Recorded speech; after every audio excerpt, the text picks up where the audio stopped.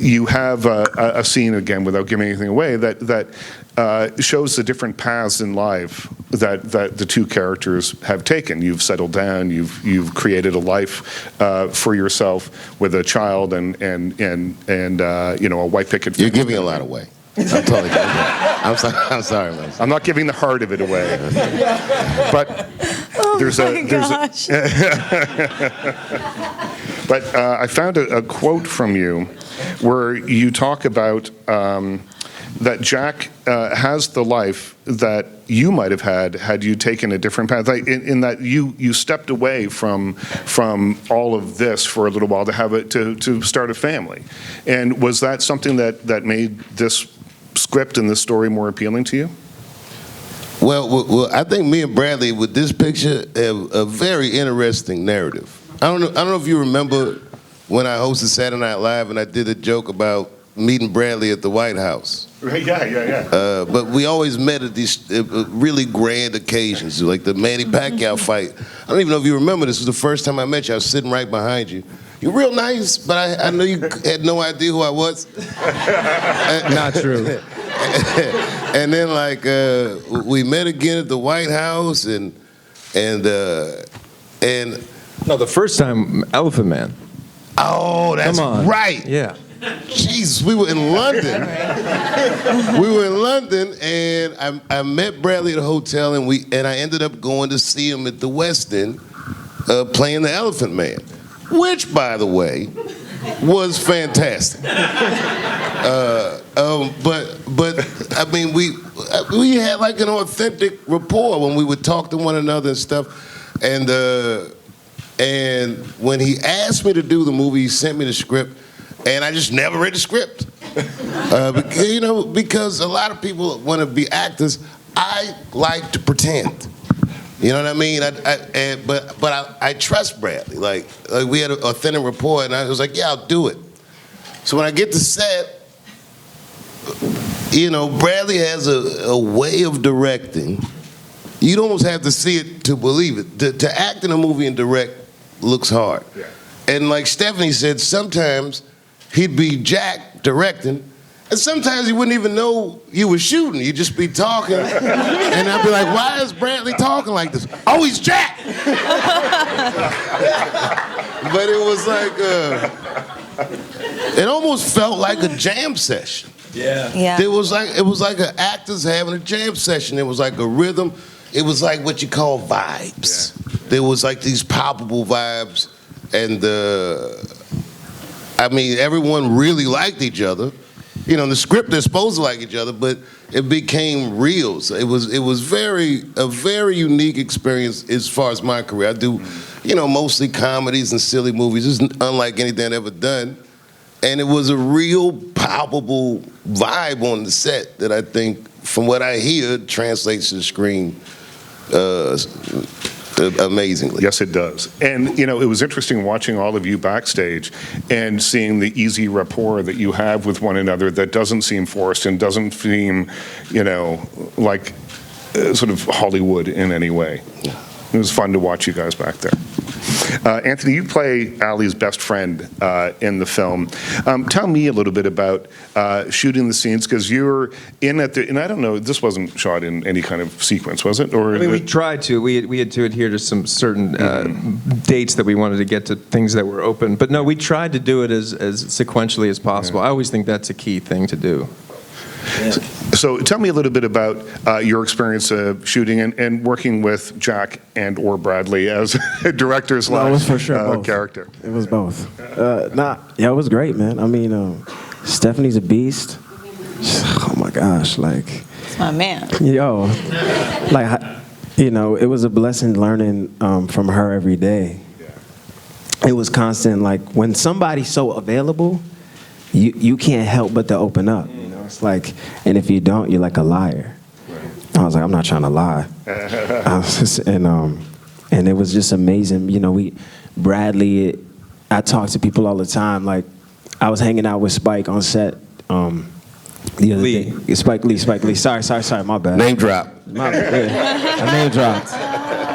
That's my good friend, Spike. Yo, but Really, I was about to, I was about to land on the dot, on the point. You feel me? Like, I was chilling with Spike, and I'm like, yo, Bradley's gonna go down as one of the greatest directors of all time. Like, the level of focus on set. I'm talking, I would stay on set and watch Bradley work in between takes, only because I was like, yo, he's gonna be one of the greats. And if I'm trying to be where he's at, I'm gonna stay right here in the cut, and I'm gonna watch my man work. I'm gonna watch him set up this next shot, and this, it's dope playing this role because he's, Ramon he's a real one. He's, I think anybody who's on the rise, or, you're doing anything, you become successful or whatever, and whatever you do, I think it's important to keep real people in your life, and I think when we lose those people, we start to lose ourselves. I think those people help us remind us who we are, who we were and who we are, and I love being able to be that guy for her in the movie. So yeah, it was awesome. It was a great experience, man. I'm going to turn it over to the press now, and we've got microphones. Please be sure to announce where you're from, and we'll bring a microphone to you, and I'll start here. Hi, Lauren Bradshaw, Cloture Club in Washington, D.C. Fake news. Okay, I'm sorry. I'm sorry, I just got in this morning. Fake news. Gaga and Bradley, I have a quick question for you guys. Can you talk about singing live for the film and how it differs from singing in a concert where you're doing multiple takes? Singing in a concert, but I'm not sure I understand what you mean. You're just singing one song all the way through. Oh, I see what you're saying, yeah. Singing live was, there really was no question. I have the real deal in the movie, so the whole movie, the authenticity of everything, what it is to set up, to put on a concert, and besides just every character being real, it all had to be up to her level. So, I sort of feared it, but when we first met, Stephanie was very adamant about it, and it was the truth. I just didn't know how I was going to get there, but I worked with this incredible vocal coach, Roger Love, as well as worked for a short time with your coach, Don Lawrence, and just work. I had no idea how hard it is. It's one thing to sing in the shower; it's another thing to sing in front of 20,000 people. Your endorphins are running, and your breath goes. That's the first thing that goes. So I thought, well, that's not going to work. So luckily, I had the time. We really shot all of the, well, first of all, we jumped on stages. So that's what threw me when you said multiple takes. I mean, the opening of the movie we shot in 8 minutes, and we jumped on the stage. Jamie Johnson was kind enough to let us come on, and Willie Nelson. So we had 8 minutes, and then we went to Glastonbury and shot for 4 minutes before Chris Christopherson went on in front of 80,000 people. So there really weren't multiple takes. But the stuff that we were able to orchestrate, it was really important that it all felt like one flowing thing. So the scene, we started shooting the scene when she gets out of the car, and we brought her all the way up to the stage. And then we had to cut there, but then we started again. She listened to the whole song and brought her out on stage, and we sang the whole song. That was all one. We would never stop. Because I wouldn't know how to do that. If the rhythm of it is, we would start acting a lot if we kept stopping. And by the way, Sam and I did that too. Our car ride, we started, got in the car, and the scene ended when I closed the car and left. And I learned that from Derek C. in France. I did a movie called Place Beyond the Pines, and he's very adamant about that. Anytime you could help create it and make it as real as possible, that's the way to do it. Go ahead, yeah, right here. We'll sort of do it in order here. We'll get to everybody. Hello, Mathieu Chantelois from Cineplex in Quebec. First, Lady Gaga, let me know that it's so refreshing to have somebody singing in French in a movie and taking the time to learn the lyrics properly. Nobody else does this in Hollywood. For us, it's a crash every time that we are French.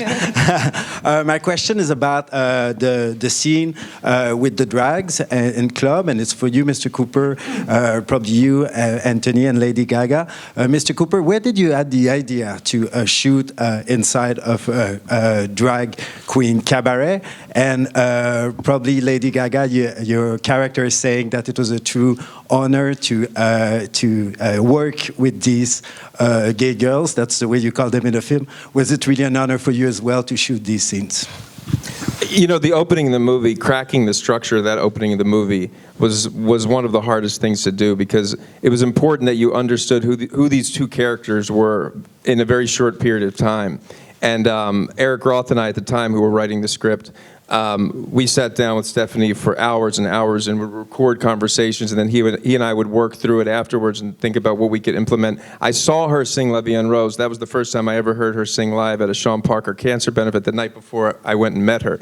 And she just leveled the entire room when she came out. It was insane. And I thought, right then, that's in the movie. Because that was also the first time I saw her sing. So it worked out kind of perfectly. And then we were talking about this idea of a drag bar and where she used to sing in the Lower East Side in New York. And it all just started to be cultivated. And then I think you suggested Shangela, and then I met Willem. Willem is like gold. Yeah. And when we showed up on set, and Karen Murphy, the production designer, just recreated the Virgil, this bar, into this incredible place, and it just had a vibe. It felt like we were there for 2 months. We shot there for a day. I think it was a day or a day and a half, and it just had this energy. And we just soaked it up, and I just started to spend time with Willem and Shangela, and then it really became magical. It really was a magical couple of days. It was incredible. It was an absolute dream of a scene and moment for me in this film. I make a joke sometimes that behind every female icon is a gay man. And, I really wouldn't be here without the gay community and what they have taught me about love and acceptance and bravery. And this scene was so special. I loved singing La Vie en Rose. I've sang it before. The challenge for this, what I tried to focus on, was that I was not at a Sean Parker event performing as myself, but I was Ally singing La Vie en Rose, so I sing it a little bit differently. And I think one of the most beautiful moments in this film is when she walks through the tinsel and she hears him playing a song where he says the lyrics, "Maybe it's time to let the old ways die."